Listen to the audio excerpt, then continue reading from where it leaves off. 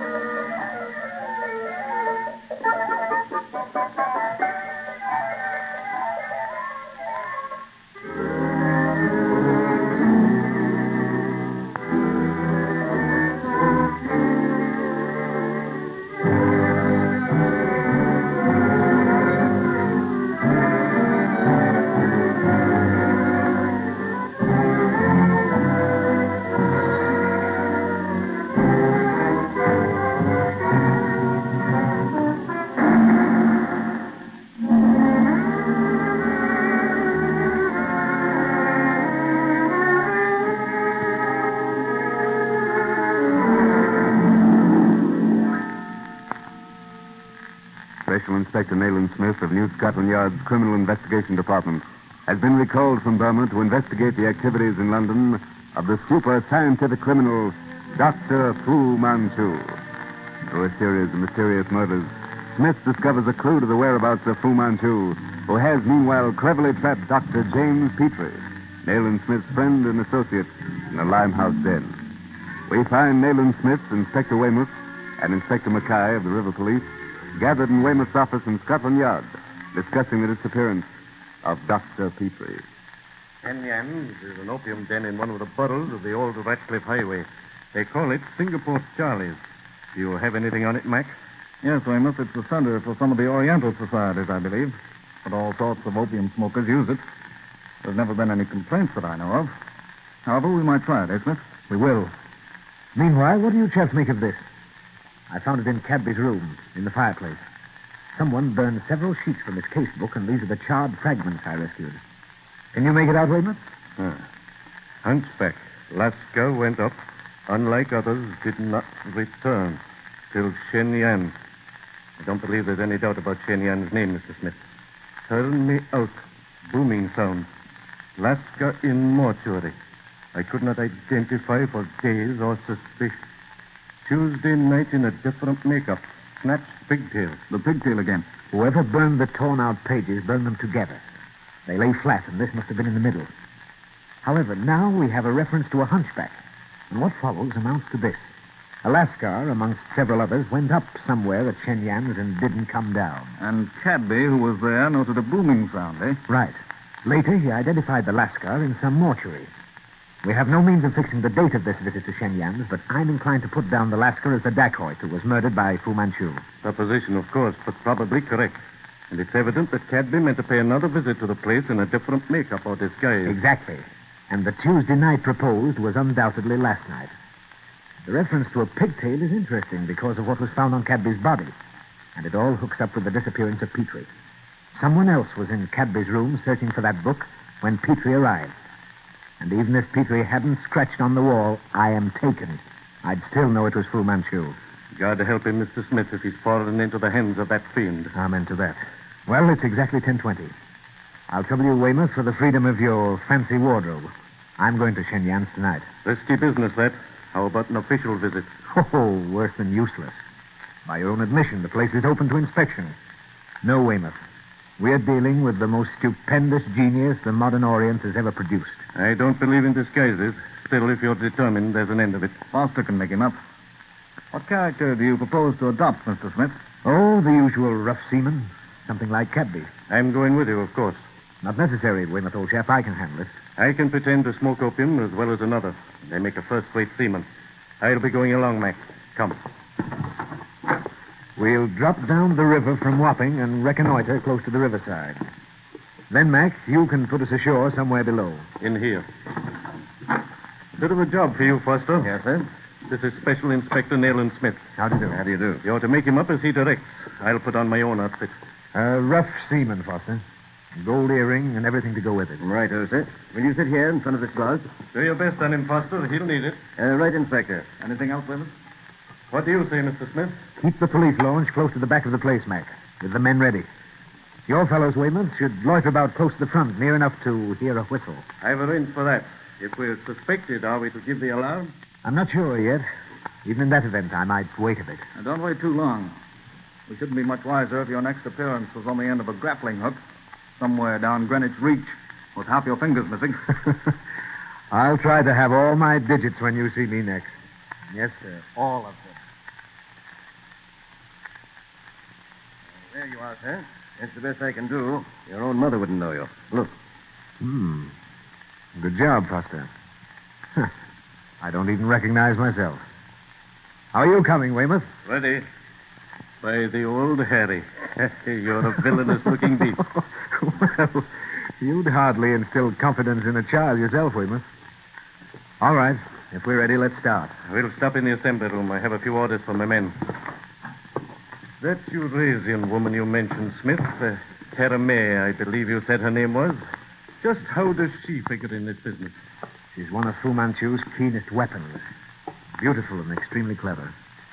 But I place my hopes for Petrie's safety in her. A slim hope, my friend. She's one of the enemy. Yes, but she's in love with Petrie. In love with him?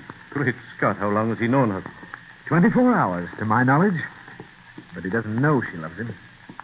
She saw him the first time at Sir Crichton Davis' home the night Sir Crichton died. Oh, love in the East, Weymouth, is like the conjurer's mango tree. It's born, it grows, and flowers with the touch of a hand. Little enough to put one's confidence in. Well, here we are, the assembly room. Guthrie and Lyle, get along you two and find a dark corner which commands the door to Singapore Charlie's off the old highway. You look the dirtiest of the troop, Guthrie. You start an argument with Lyle, but don't move until you hear the whistle inside. And note everybody that goes in and comes out. That's all. Yes, sir. Come along, Lyle. You other two belong to this division. Yes, sir. You're on special duty tonight, but don't let that enlarge your chests. They may get deflated with a knife. You know of a back way into Shenyang? There's an empty shop opposite, sir. I know of a broken window at the back we can get in. We could get through to the front and watch from there. Good. See you're not spotted. And if you hear the whistle, get into Shenyang's as fast as the devil will let you. Otherwise, wait for orders. Understand? Yes, sir. Yes, sir. Very well. Get at it. The launch is waiting, Mr. Smith. Righto. We might as well get started. Out this way, through the back. Takes us to the police stop.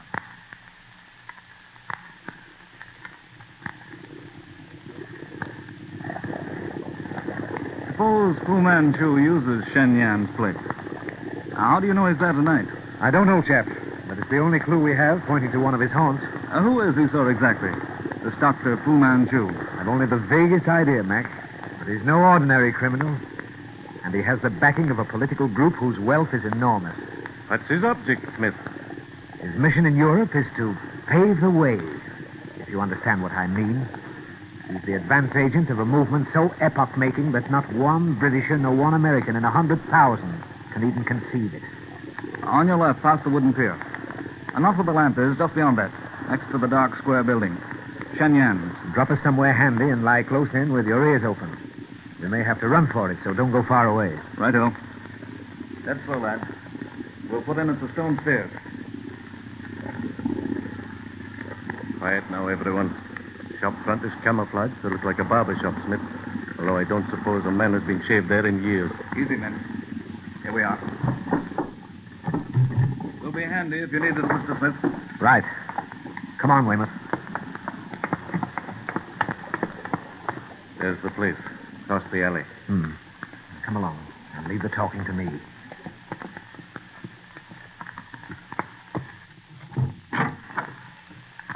Hey, Charlie. Come out here, you blinking heathen. What do you want? No get heavy tonight. Too late. close your shop. Now, don't you come none of that with me. Get inside there and give me and me mate a couple of pipes. Lively, you hear me? Smoky pipes. Blasted scum. Savvy? Oh, no can do. Back there. Now, here's your money. Keep me waiting, I'll pull your shop down, and you can lay to that. Oh, no, I've got pipes. Pull up, no room. You come see. What a poisonous den. Keep in character and watch. You see, no room, like I tell you. There's an empty corner there, ain't there? Plenty room. You bring me 2 pipes quick, or you'll get your blinking head knocked off. Oh, give me 5, Johnny, and stop this bloody palaver. All right, you sit down, me touch some pipes. Not much time, we must Thinking of all this. pretend to sleep.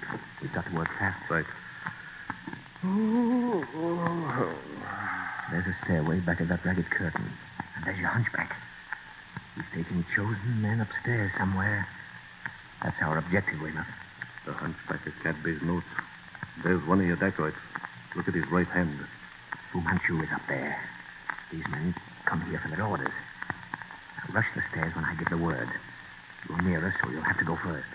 If the hunchback follows, I'll take care of him. Ready? Ready. Now, up you go.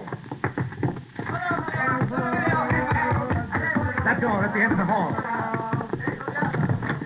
Hold it, Weymouth. There he is. By the great old Nick. So you are the notorious Dr. Fu Manchu. At your service, Inspector Weymouth. And yours, Mr. Nayland Smith. I have been expecting you. Drop your guns, gentlemen. They are useless. You are covered from several angles. What have you done with Dr. Petrie? Dr. Petrie? A worthy companion, Mr. Smith, who comprehends the value of silence. Up to the present, I have been very unsuccessful in my efforts to make him speak. You are just in time, gentlemen, to witness his, demise. Draw the curtain, Lau. Petrie. Good Lord. Remain where you are, gentlemen. You cannot help him. And since he is gagged, he cannot speak. You will note that he stands on a trap. When I touch this lever, he will go the way of Mason and Cadby. Don't touch that lever, Dr. Fu. I'll kill you where you stand. Great Scott! He's pulled the lever. The lights, Weymouth, the lights.